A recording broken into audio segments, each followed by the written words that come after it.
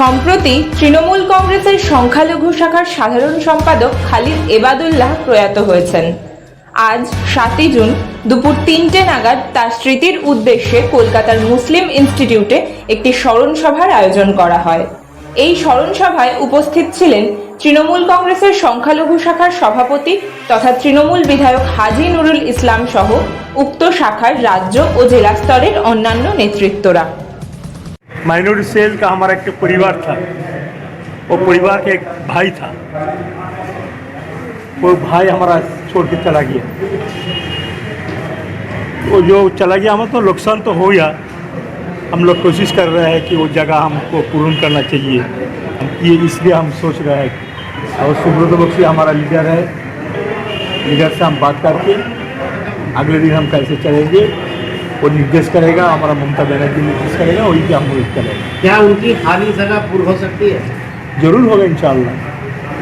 कोई किसी के लिए तो अल्लाह ताला कोई खाली रखता नहीं, सबके लिए भर जाता है। वो जगह में कोई ना कोई आ जाएगा, हमारा कोई हमारा एक भाई आ जाएगा। पार्टी उनको क्या समर्थन कर रही है? पार्टी की तरफ से क्या उनको सपोर्ट मिलेगा? उनके घर वाले सब हमारा उसका परिवार के साथ हम लोग है। हम लोग पहले दिन बोला है कि इंशाअल्लाह हम लोग रहेगा, उसके साथ रहेगा। हम लोग खोज खबर रखेगा। वो लड़की उसकी 3 लड़की है, उसका जो बिजनेस है वो बिजनेस के बारे में वो लड़की लोग कैसा चलाएगा हम लोग वही सब पूछेगा। उसका साथ हम है, रहेगा। पार्टी उसका साथ रहेगा। पार्टी के लिए बहुत काम करते थे, लेकिन ममता बनर्जी अभी तक किसी तरह का इजहार ख्याल नहीं किया। नहीं, वो उसका मरने के बाद उसका बट्टा भेज दिया था, ताजिया भेज दिया था, अभिषेक बनर्जी फेसबुक पे दिया था। पार्टी उसका साथ थे, साथ रहेगा। तृणमूल भवन से भी पूरा सपोर्ट, तृणमूल लोग आए हुए थे। भवन से उसको सपोर्ट मिलेगा, जरूर मिलेगा।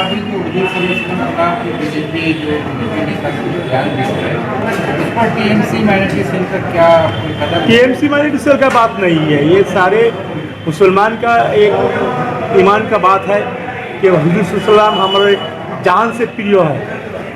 हम लोग सबसे इज्जत करते हैं, जो है वो सारे जो कहनात है उसके लिए है। उसके बारे में जो खिलाफ बात करेगा वो हम लोग कोई बर्दाश्त नहीं करेगा। हिंदुस्तान में जो बाइकआउट किया जा रहा है और लगातार वहाँ के वर्करों को, हिंदू वर्करों को जो निकाला जा रहा है, क्या लगता है हिंदुस्तान के मईशत पर कोई असर पड़ेगा? हिंदुस्तान का हम लोग केंद्रीय सरकार से हमारा ये कहना है कि जो बात है किया है हमारे रसूलुल्लाह के बारे में, उसको माफ़ी मांगना चाहिए। इसके बारे में एक स्टेप लेना चाहिए। अच्छा नुरुल इस्लाम भाई, तृणमूल जो है बीजेपी के खिलाफ है कि 2-3 नेता आंदोलन कर रहे हैं कि यहाँ पे जो पैसा नहीं दिया जा रहा है मजदूरों का, लेकिन रसूल सल्लल्लाहु अलैहि वसल्लम के गुस्ताखी पर तृणमूल माइनॉरिटी सेल खामोश क्यों नहीं ये एजिटेशन कर रही है बीजेपी के खिलाफ? तृणमूल कांग्रेस का बात नहीं है। तृणमूल कांग्रेस माइनॉरिटी सेल हम बात कर रहे हैं, हमारे लीडर के साथ हमारा बात करेगा। हमारे लीडर को निर्देश लेके हम जरूर उसके लिए हम उसको खिलाफ बोलेंगे। नुपुर शर्मा के बारे में अब तक का टीएमसी की जानिब से कोई बयान क्यों नहीं आया? वो जो किया वो तो बेअदबी जो किया है उसके बारे में हम बोलना नहीं चाहते हैं कि जो हमारे हुजूर सल्लल्लाहु अलैहि वसल्लम के बारे में जो खिलाफ बात किया था उसका नाम हम लेना नहीं चाहते हैं। हम चाहते हैं कि भारतवर्ष से हाजी साहब माइनॉरिटी के वोट से टीएमसी सरकार में आई है बंगाल में, और आज जब माइनॉरिटी की बात की जा रही है, जब तौहीन रिसालत जब हुई है तो फिर सीएम खामोश क्यों है? क्या उनको नहीं चाहिए? नहीं, सीएम खामोश नहीं है। सीएम हर चीज़ में, हर समय में, हर वक्त में सबके बारे में वो सीएम बातचीत करते हैं, वो आंदोलन करते हैं। सीएम पहले बात करते हैं, ये हमारे ममता बनर्जी है। आज दिल्ली पुलिस नुपुर शर्मा को सपोर्ट कर रही है, वो क्या कहेंगे? वो बीजेपी गवर्नमेंट तो ऐसे ही करेगा। बीजेपी गवर्नमेंट तो मुसलमान को खिलाफ तो हर चीज चलता है, वो तो बात अच्छा नहीं दिखता है। इसके बारे में हम सोच रहे हैं कि हमारे पश्चिम बंगाल में उसके बारे में कैसे आंदोलन करेगा वो हम लोग सोच रहे हैं। ओवरऑल ये पार्टी का मदर का बॉडी का जिम्मेदारी पूरा, क्योंकि वही सेल वगैरह को चलाता है। उसके बावजूद भी बहैसियत मुसलमान हम लोग एक छोटा सा मिसरा जो मुझे टूटा फूटा याद है कि जान मांगो तो जान देंगे, माल मांगो तो माल देंगे, हमसे नहीं होगा नबी का जानो जलाल देंगे।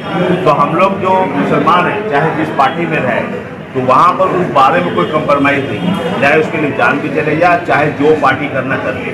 लेकिन हम ये चाहते हैं कि मुसलमान जज्बात में ना आए और उसका जो लीगल प्रोसेस है, डेमोक्रेटिक तरीका से, जो कानूनी तरीका, उस तरीका से हमको काम करना है। जैसा यूपी वगैरह में जो हुआ, जज्बात में कुछ लोग सड़क पे निकले नमाज के बाद और एक तरफा पुलिस वर्सेस हो गया और आज 50 लोगों को और 1500 लोगों का नाम जब्त हो गया।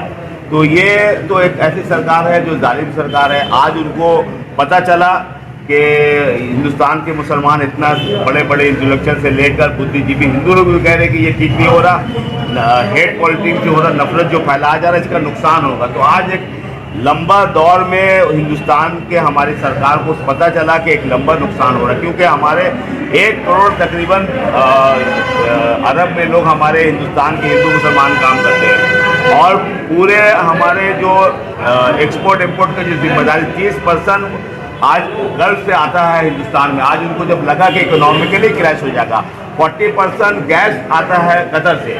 तो ये तमाम चीज़ को जब देखा है गवर्नमेंट ने, मोदी गवर्नमेंट ने, तो उनको लगा कि ये अब खतरनाक जगह आया।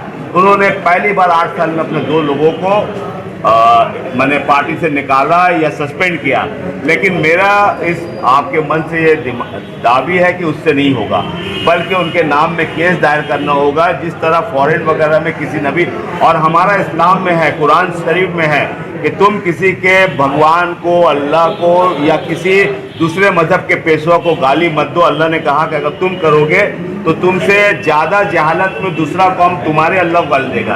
तो हमारा मजहब में मना है, हमारे लोग भी, हम उनसे भी दरख्वास्त करते हैं कोई बात इस्लाम का जो कंसेप्ट उसके खिलाफ में ना। इस्लाम बहुत ही अच्छा मजहब है और उसको हमने हमारी गलती को उसको लोगों तक पहुंचा नहीं पाया। अगर हम सही ढंग से उसको पहुंचाते तो आज ये दिन देखना नहीं पड़ता। टीएमसी माइनॉरिटी सेल माइनॉरिटी को रिप्रेजेंट करती है, आपने कहा केस करें, क्या टीएमसी माइनॉरिटी आप एक पदाधिकारी हैं, ऑफिसर हैं, क्या केस करेंगे आप?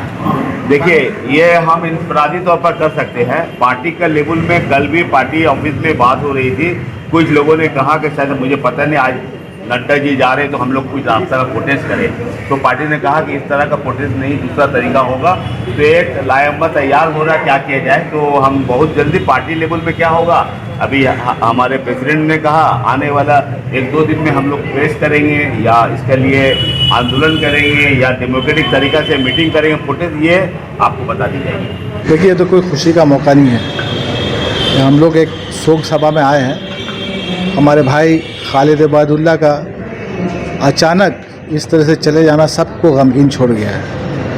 लिहाजा उनको खराज पेश करने के लिए, उनको याद करने के लिए, उनके अधूरे काम को अगर हम लोग मुकम्मल करने की कोशिश करें तो यही उनके लिए सबसे बेस्ट ट्रिब्यूट है। ये देखिए, गवर्नमेंट का प्रोग्राम है तो गवर्नमेंट का प्रोग्राम हम लोग के हाथ में नहीं है, वो नबन्नों से तय होता है। तो वहाँ से जैसे इंस्ट्रक्शन आया वैसे हम लोग किए। जैसा हमने कहा कि भाई उनके जो अधूरे काम हैं उनको हमारा फ़र्ज़ बन जाता है, खाली हमारा नहीं बल्कि हम लोग सबका फ़र्ज़ बन जाता है उसको मुकम्मल करने की कोशिश करें। वो एक हमाजहत शख्सियत के मालिक थे, समाजी, सियासी और दीगर अलग अलग बिजनेसमैन भी थे। तो जो बिज़नेस है उनकी फैमिली देखे, जो उनके समाजी काम है, जो समाजी सोशल वर्कर है कलकत्ता के वो देखे, जो सियासी वर्कर है वो सियासी काम उनका आगे बढ़ाए। यही मैं कहना चाहूँगा कि सब लोग मिल करके ही इस खला को पूरा कर सकें।